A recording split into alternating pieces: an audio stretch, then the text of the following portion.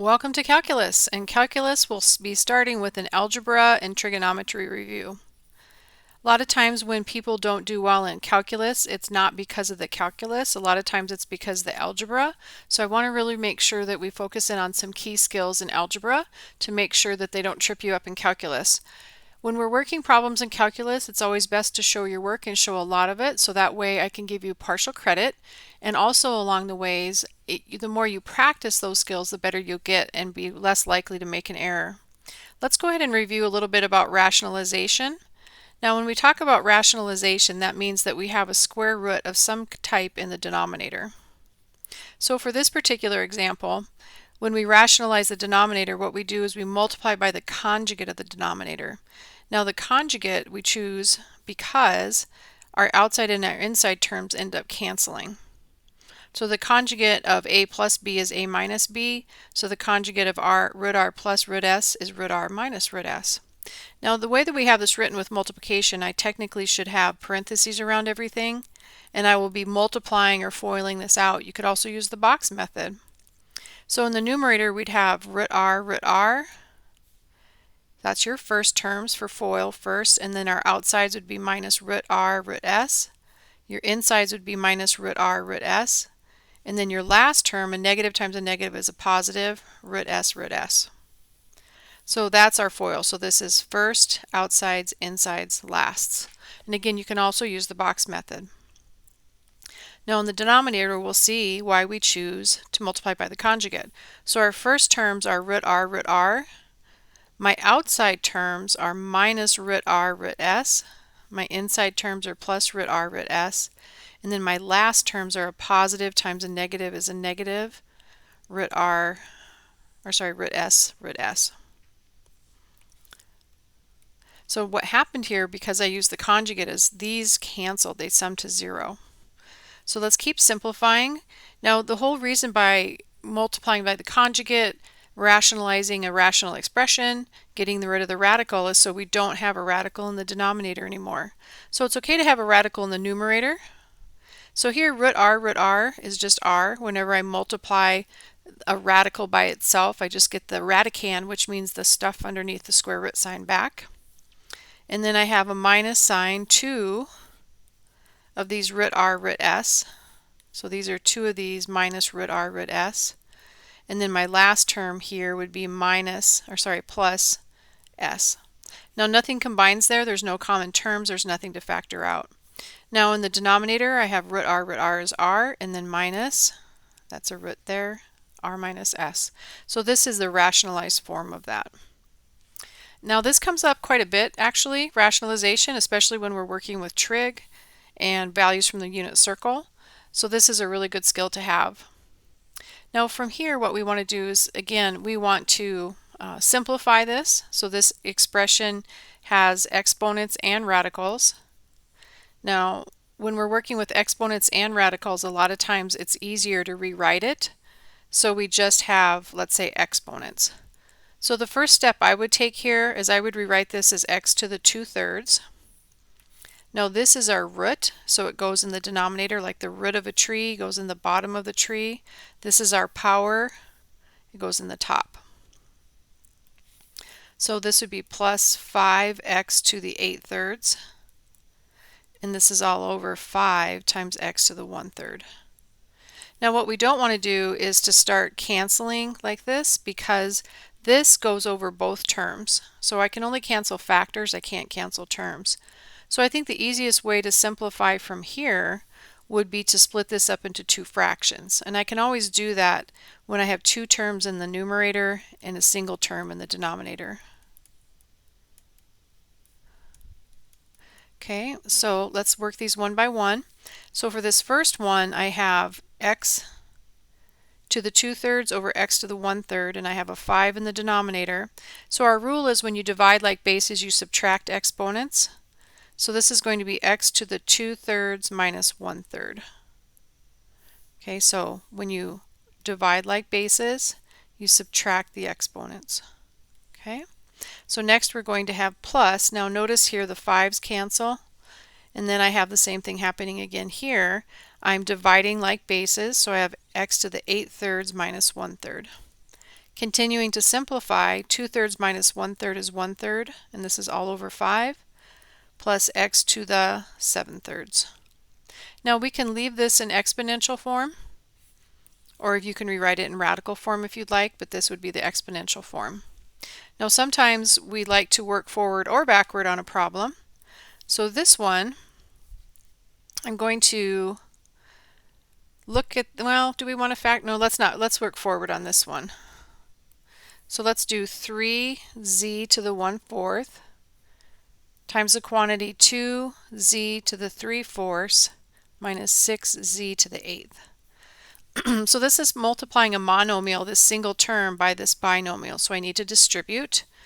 And when I distribute, I have 3z to the 1/4 times 2z to the 3/4 minus 3z to the 1/4 times 6z to the 1/8. So again, we took this, distributed. So let's multiply the constants by the constants here. 3 times 2 is 6. And I have z to the 1/4, z to the 3/4 minus 18. 3 times 6 is 18, and it's negative. Z to the 1/4, z to the 1/8. So now instead of dividing like bases, I'm multiplying like bases. So when you multiply like bases, you add exponents. So this would be 1/4 plus 3/4 is 4/4. And this is z to the 1/4 plus 8. And 8 would be 8 over 1. So let's keep simplifying here. 4 over 4 is 1. So this is just 6z. And this would be 1/4 plus 8 times 4 is 32 over 4. Is finding that common denominator.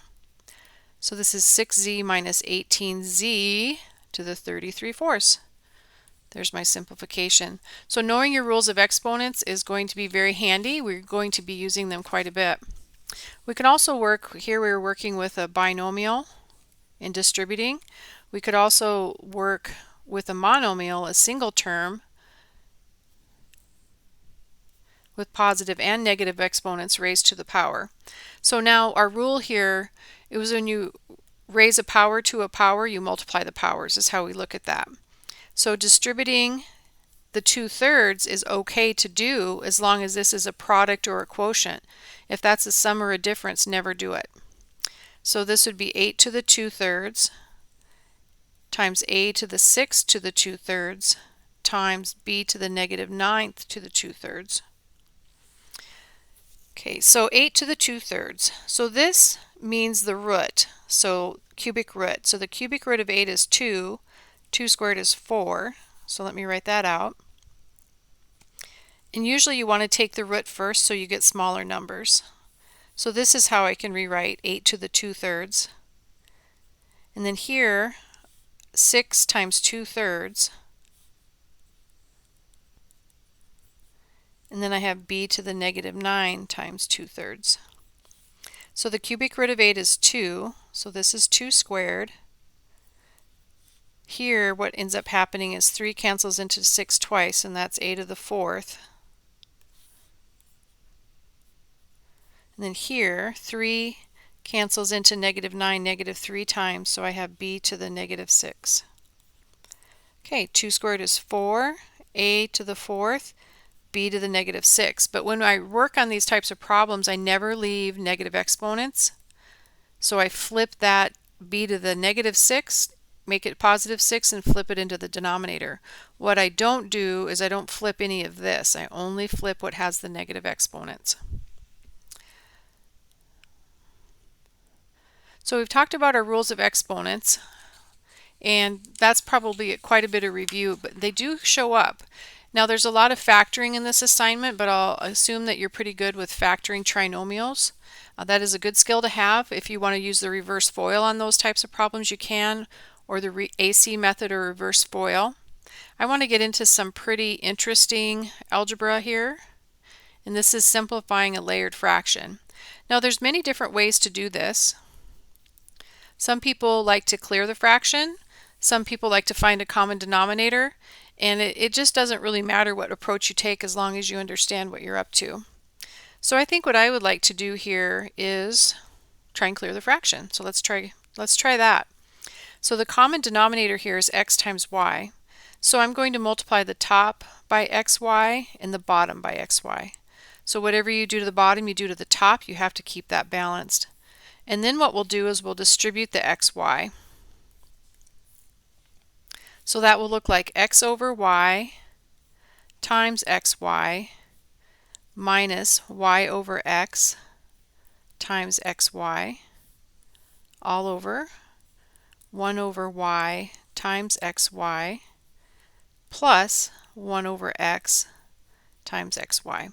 Now the reason that we do this, multiply through by the common denominator, is things start to cancel. For instance, the y's cancel, the x's cancel, and I am left with no layered fraction.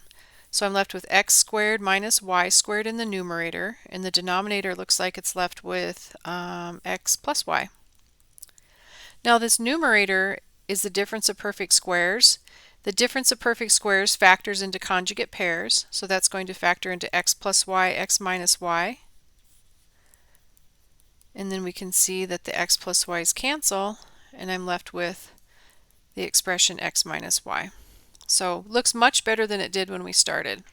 So when you're working with these complex fractions, one approach is to simplify by multiplying through by the common denominator to clear the fractions. There's other approaches as well.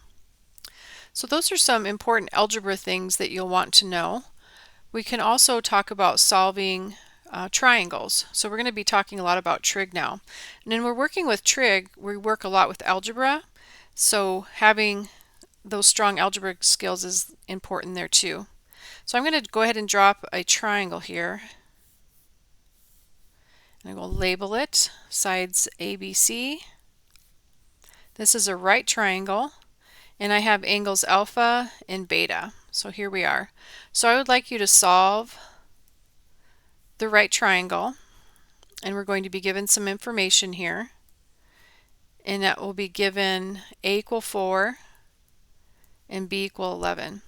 Now when we say solve the right triangle, we mean find everything out about this triangle except for what's given. You don't need to worry about that because it was given to you. So let's go ahead and label that with our updated values. So here we have a equal 4 and b equal 11. So I think that probably solving for c would probably be the easiest to start with. We can solve for c by using the Pythagorean's theorem. So 4 squared plus 11 squared is equal to c squared. 16 plus 121 is c squared. And in this particular case, c squared would be 121 plus 16 would be 137. Now 137 is not a perfect squared, so c is equal to the square root of 137. And in my math lab, they'll ask you to round it in a particular way. They'll say something like round to the nearest tenth or something like that, or round to the nearest hundredth. So just follow those rules. So here's when you'd grab your calculator and plug in the square root of 137, and you get 11.704. Rounded to the nearest tenth would be 11.7. So now we know A, B, and C, we know the sides. Now we need to try and figure out what these angles are. So to come up with the angles, let's go ahead and solve for alpha. So here's alpha. So I know some sides. I know opposite, I know adjacent, and I know hypotenuse. So remember your trig ratios. For a right triangle, I can use the mnemonic device SOHCAHTOA to help me remember those trig ratios. So if I solve for alpha here, I could say, let's do tangent. I could use any of the trig ratios here. Tangent is opposite over adjacent. So tangent of alpha is opposite over adjacent. And then to solve for alpha, I would take the inverse tangent of both sides. So alpha will be the inverse tangent of 4 over 11. Now one thing I want you to be careful about here is how you plug this into your calculator. So inverse tangent of 4 over 11. I'm working in degrees here. They've asked me to do degrees on this particular question. So when I'm working on my calculator, I want to make sure my output here is in degrees. Now this is a TI-84 calculator, And the screen is usually up here on top, but I have it off to the side so it's a little bit easier for you to read. So we're doing inverse tangent of 4 over 11.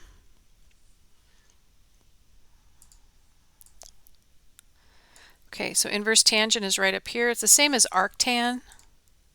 So 4 divided by 11, you could also use your fraction key. And I get 19.983. And they're telling me how they want me to round this. So we'll look at their rounding rules and make sure we have those right.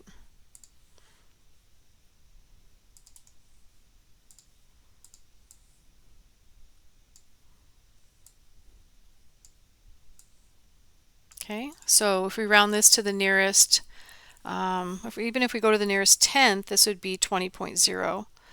So this is 20.0 if we round to the nearest tenth because the 8 rounds the 9 up. So this is alpha equals 20 degrees.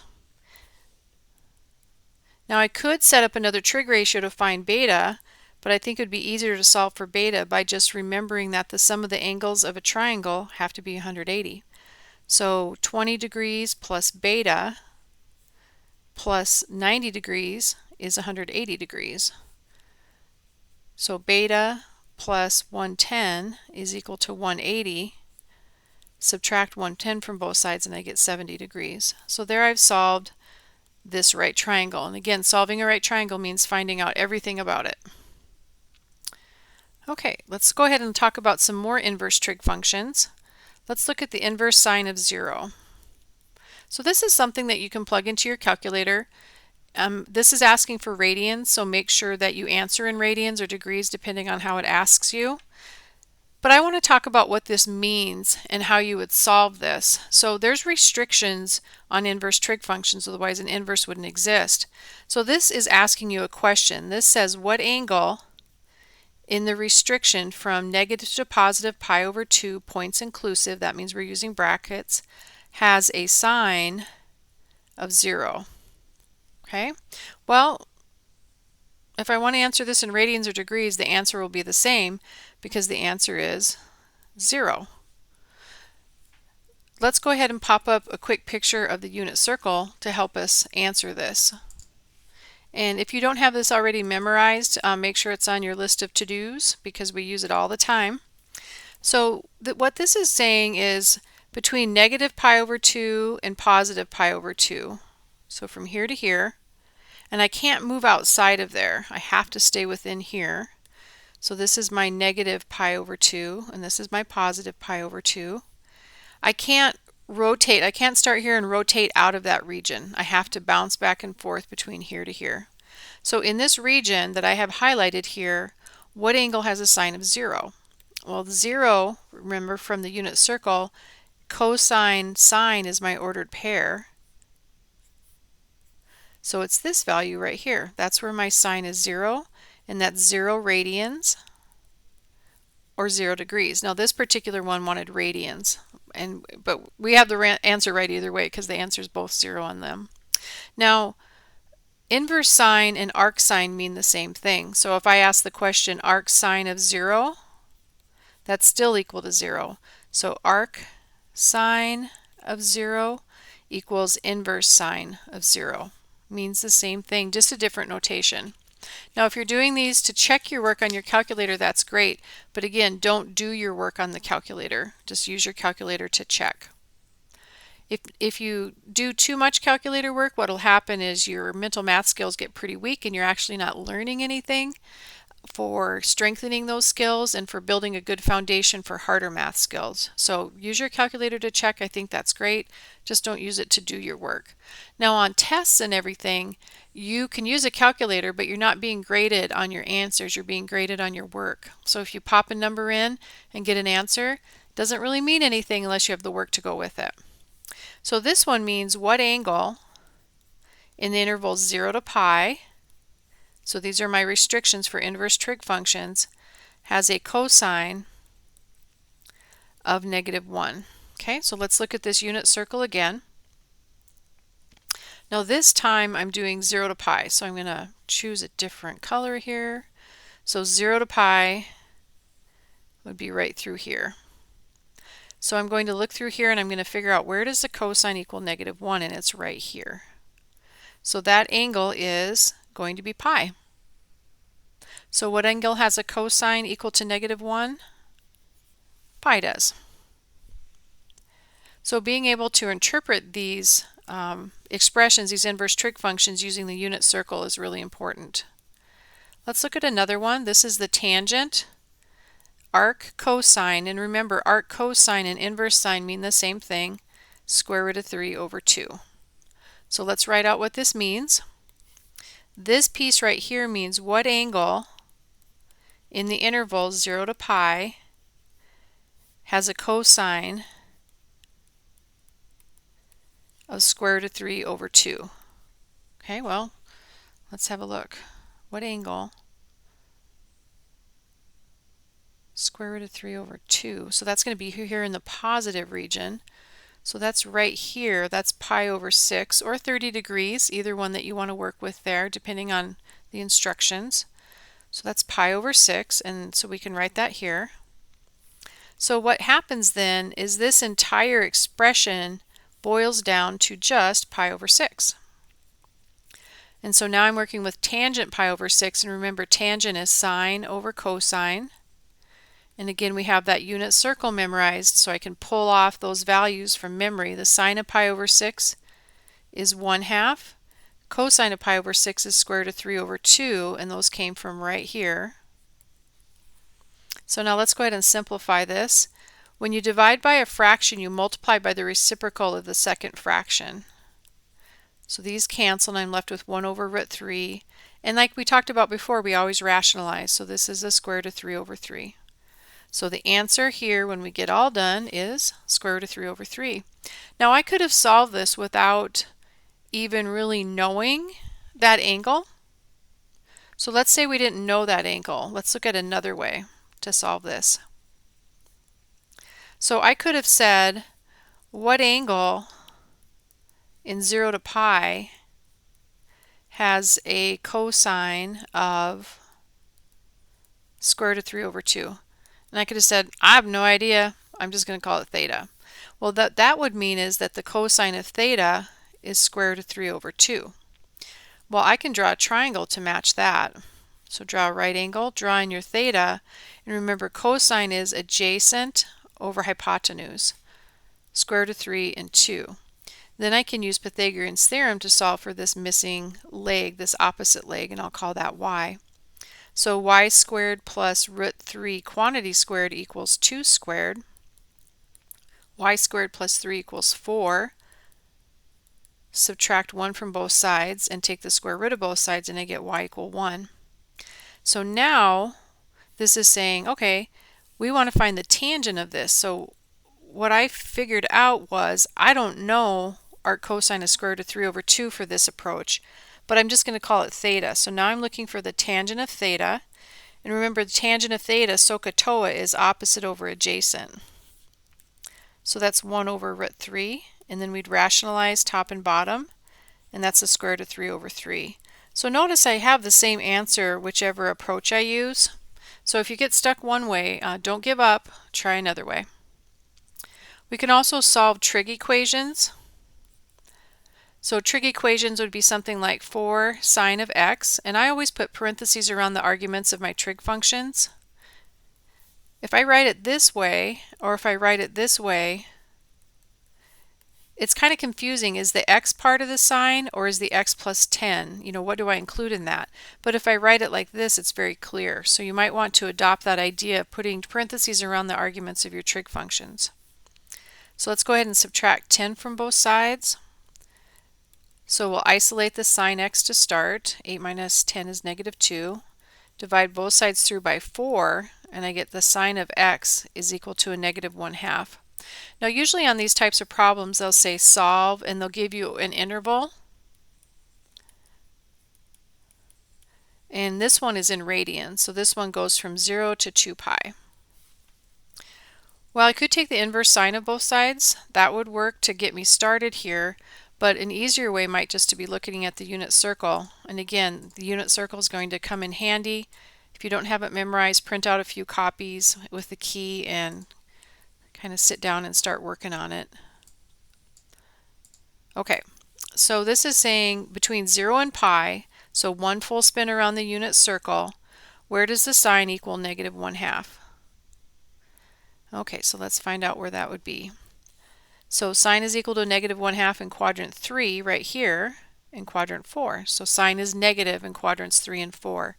So the radian measures that go with that are 7 pi over 6 and 11 pi over 6. Okay, so again, unit circle helps once again.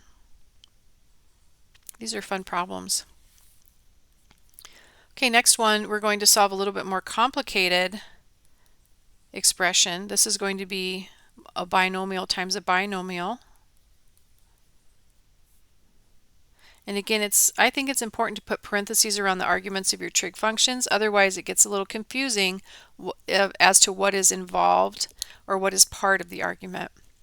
Well, what we're using here is called the zero factor property. That means I have two things multiplied together whose product is 0. That means that I can take each piece of this and set it equal to 0.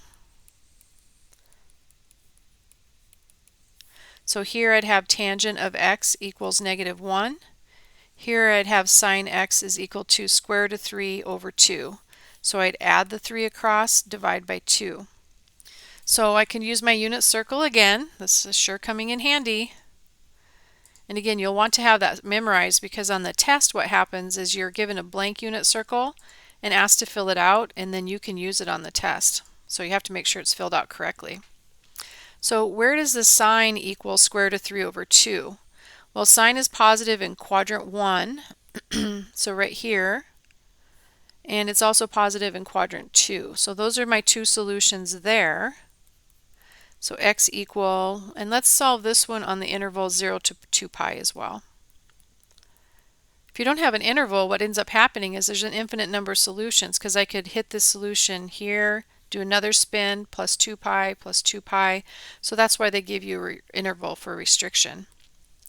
So that was pi over 3 and 2 pi over 3. Now this next one's a little harder. Tangent is not on here, but let's remember a couple things. Tangent is sine over cosine.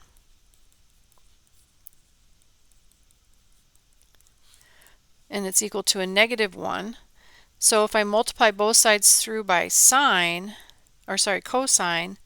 I get sine x equals negative cosine of x. So where on the graph are the sine and the cosine the same? They just differ by a negative.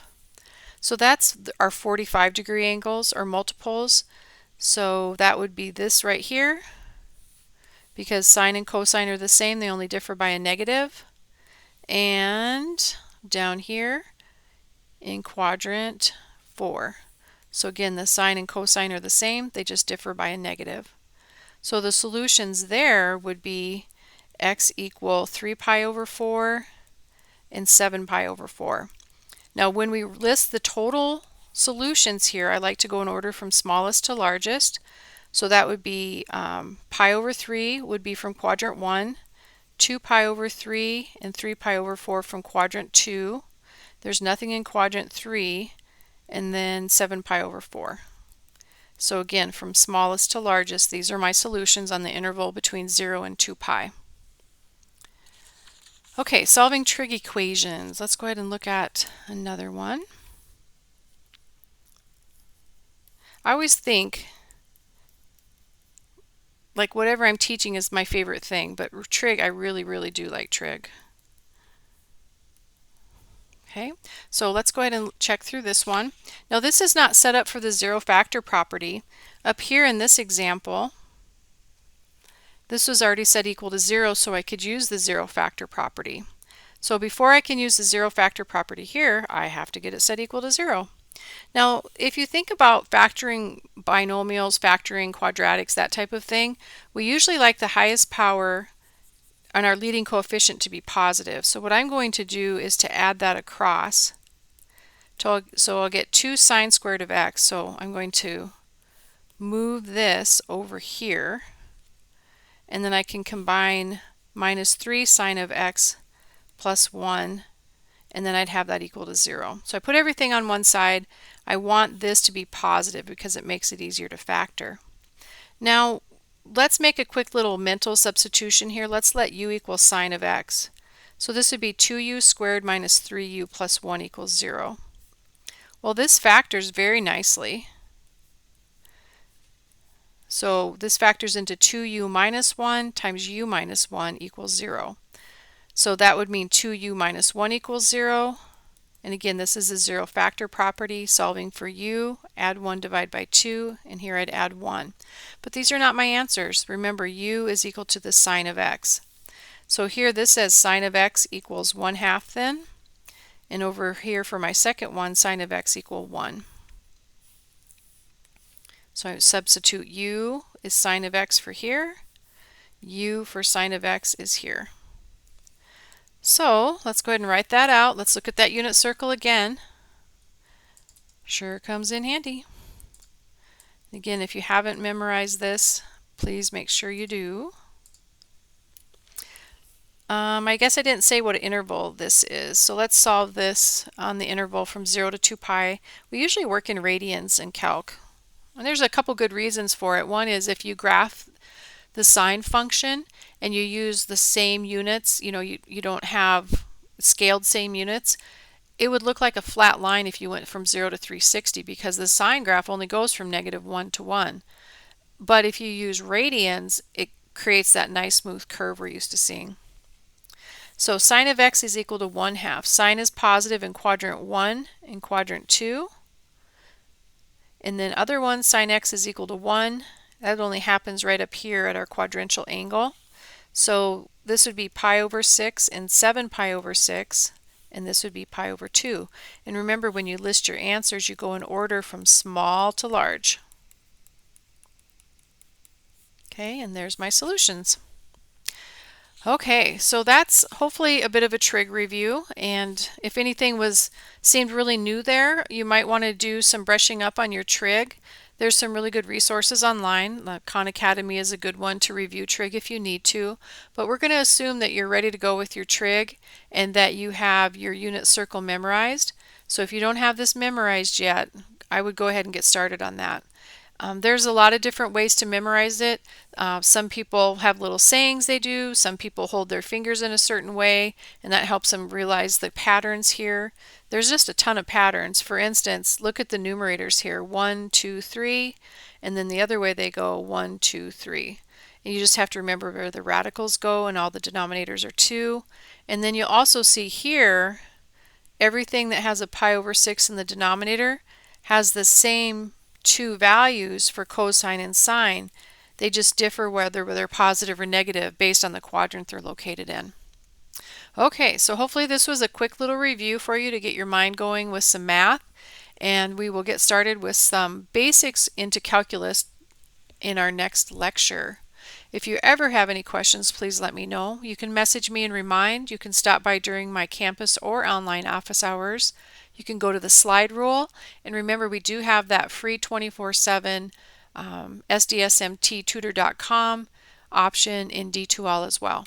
So good luck on this assignment, and if you need any help, please let me know.